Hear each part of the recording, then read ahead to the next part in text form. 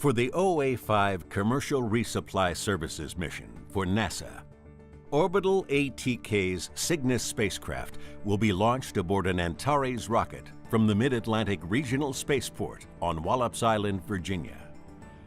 On this mission, Cygnus will deliver over 2,400 kilograms, or approximately 5,300 pounds of cargo, to the International Space Station. The Cygnus spacecraft is comprised of two modules.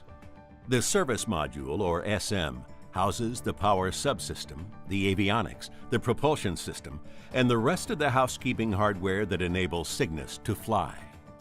The Service Module is integrated and tested at Orbital ATK's Dulles, Virginia facility. The Pressurized Cargo Module, or PCM, houses the cargo that is delivered to the space station and was built by Thales Alenia Space in Italy. The majority of the cargo was loaded into the PCM, and the two modules were then mated, creating the complete Cygnus spacecraft. Cygnus was fueled for its mission and then transported to the Antares Integration Facility, where the final cargo was loaded into the cargo module, and the spacecraft was encapsulated in the Antares payload fairing. 2 days prior to launch, Antares made the 1-mile journey to Pad 0A at the Mid-Atlantic Regional Spaceport. On launch day, the mission team will begin its countdown 6.5 hours prior to launch.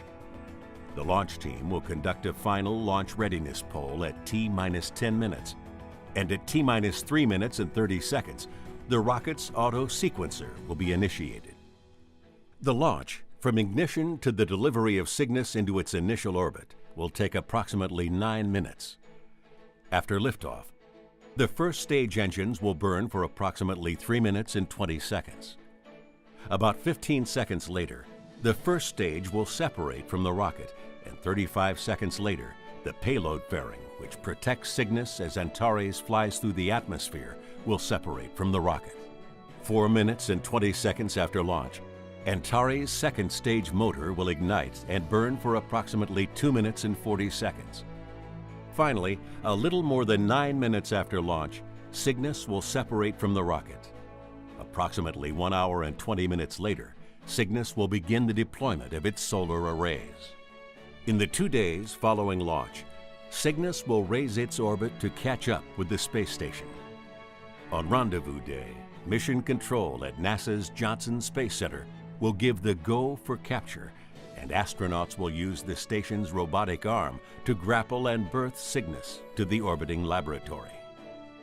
In the following weeks, the space station crew will unload cargo from Cygnus and fill it with material for disposal. After it completes its mission at the station, Cygnus will be detached from the station, but its mission will not be complete. The cargo module carries the Sapphire 2 space combustion experiment from NASA's Glenn Research Center that will intentionally burn materials to study open flames in space. During this portion of the mission, Cygnus will also be used to deploy several small CubeSats from an externally mounted NanoRacks deployer.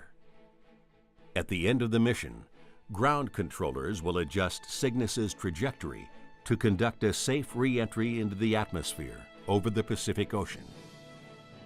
Orbital ATK is proud to serve NASA's space station cargo resupply needs on the OA-5 mission. We look forward to the continued delivery of vital supplies and scientific experiments to the crew on the International Space Station as NASA continues its vital mission into the next decade.